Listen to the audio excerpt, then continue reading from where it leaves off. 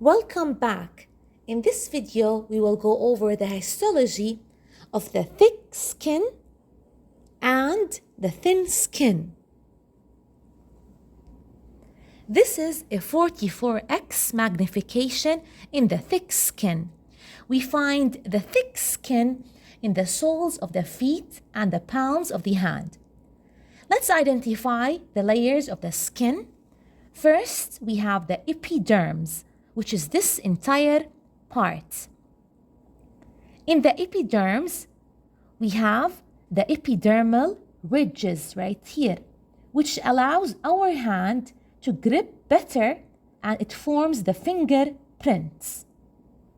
Also in the epidermis, we can see this layer in purple. This is the stratum granulosum. Right under the epidermis, we have the dermis.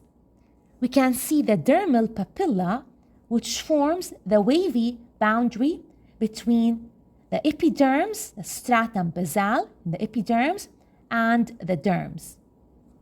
Also, we have the reticular dermal layer. Deep to the dermis, we have the hypodermis. We can see the adipose connective tissue in the hypodermis, also called the subcutaneous layer. These are empty-looking cells. However, they are filled with fat. These are the adipocytes. We will zoom on this part right here. This is a 400x magnification in the thick skin. We can see all the layers of the epidermis, and we can see part of the dermis, which is the dermal papilla. Starting with the first layer of the epidermis, we can see the stratum corneum. It is much thicker than the stratum corneum of the thin skin. Stratum granulosum, which is the purplish layer we have seen in the 44x magnification. So this is the stratum granulosum. We can see the purple granules right here. That gives its color. Under the stratum granulosum, we can see the stratum spinosum right here. These are the keratinocytes. Underneath the stratum spinosum, we have the stratum basale, also called the stratum germinativum. So this is the stratum basale at the base of the epidermis. The cells in the stratum basale are highly mitotic. They undergo mitosis. The newly produced cells, they are pushed to the surface. The old dead cells, they are shed from the stratum corneum. And this is the dermal papilla, which forms the wavy boundary between the epidermis and the dermis. Moving to the thin skin. This is a 42x magnification. In the thin skin, we can see the hair follicles. We can see the sebaceous glands. Notice a very thin stratum corneum. So the epidermis is thinner than the epidermis of the thick skin.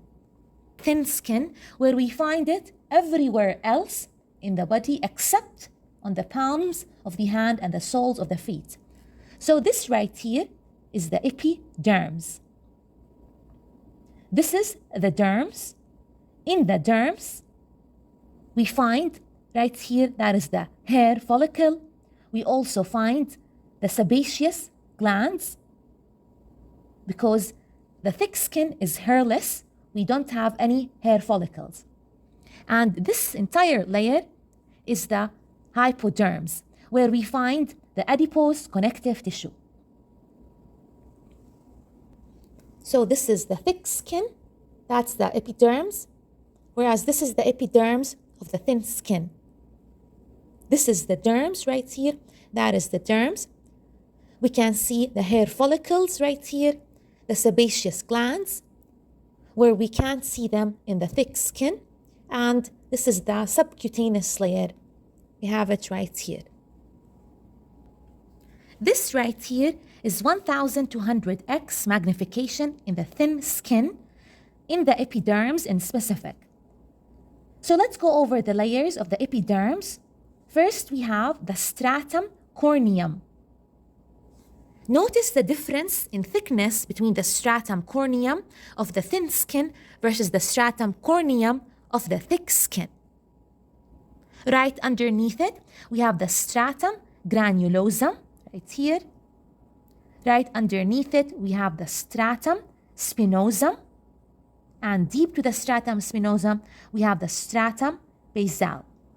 You can see a very small part of the dermis right here.